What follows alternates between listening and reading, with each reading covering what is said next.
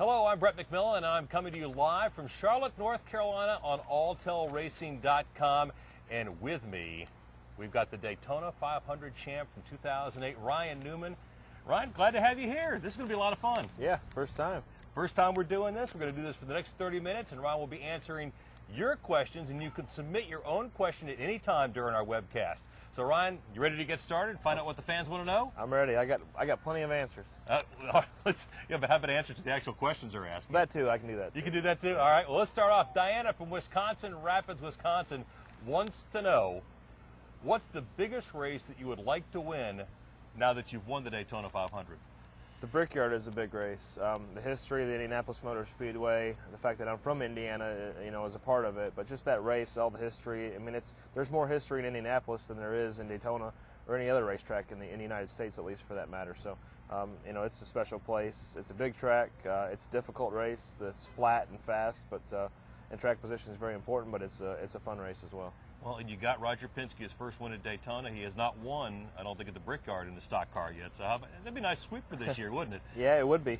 In fact, typically the guys that win Daytona usually win the Brickyard or win the All-Star race and things like that. So that's just around the corner. Hopefully that'll happen too. And then the guy that wins the Brickyard goes on and wins the championship a bunch too. So that'd be nice. There you go. Yeah. If we can get these things to lay out right, we'll have a nice foundation. That sounds great. Hey, Diana, thank you very much for that question. Let's go on. We got Cindy from Peterborough, Ontario, Canada wants to know, what's your opinion of the racers from the other leagues coming in and racing right off the bat? And of course, you got one in your own team in Sam Hornish.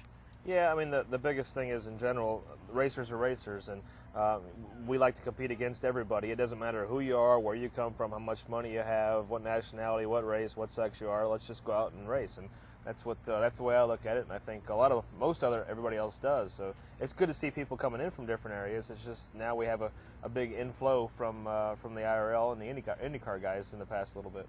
Do you think they should have more training before they get into stock cars?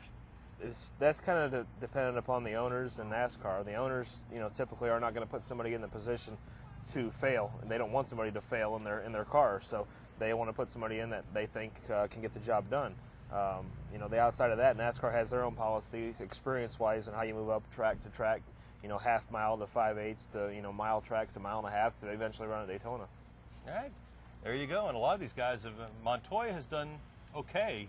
But these guys are finding out it's harder than they think it is. Well, it is, and Montoya is a heck of a race car driver, and the other guys are too. It's just, it's difficult. You come in and you just can't think you're going to conquer everybody. There's 42 competitors out there, and if you don't have a lot of experience at it, which it takes a lot of experience, you got to learn a big learning curve ahead of you. All right, great. Let's go to Lincoln, Nebraska. Don has a question, and Don says, how much do you and Kurt Busch work together as teammates, and do you work closely together, such as sharing information?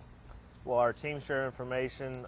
We share ideas, setup-wise. How we're driving the race car, and basically to put those two things together, how we drive the race car in reference to how it's handling. So we share a ton of information. I mean, the only thing we don't share is what's in our head that we don't get time to share, and that's tough. I mean, I've always said it's a tough business. Your teammate is also your competitor, but we always do things to help each other. We never do things to hurt each other. Sometimes we forget the things that we are working on, but it's also the responsibility of the race engineer or the crew chief for those guys to mix and mingle and share information as well. Do you guys have scheduled meetings every week where maybe you and the crew chiefs all get in the room together?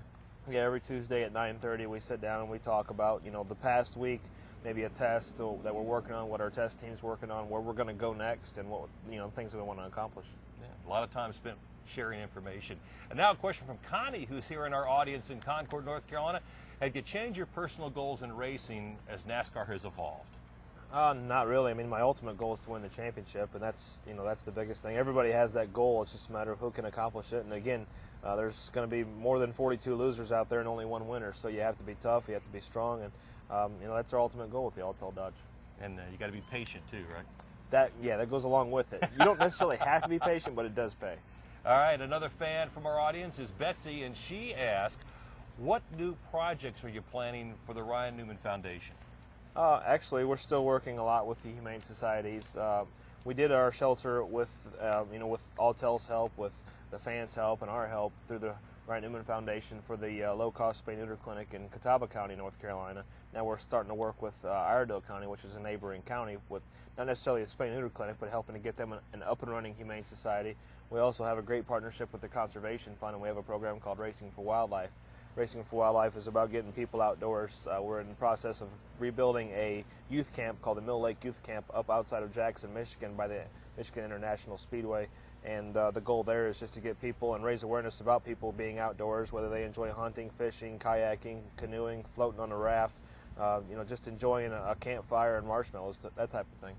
Now, you also have a new calendar you're working on too? Biffles do the calendar. Biffles do the calendar. Yeah, Biffles do the calendar. We have similar goals, which is good because we can help each other. But Biffles do the calendar, and we had our book, the Pit Road Pets book, which we use as a tool, which you can still find at pitroadpets.com. And if you're going to be in Charlotte for Speed Street, coming in for the 600, you're going to have an autograph signing. I have autograph sessions, one at the shop. This is all on Friday, next Friday. Yeah, not this coming Friday, but next Friday we have autograph session at the shop, and then I do 2 more down at Speed Streets in Charlotte.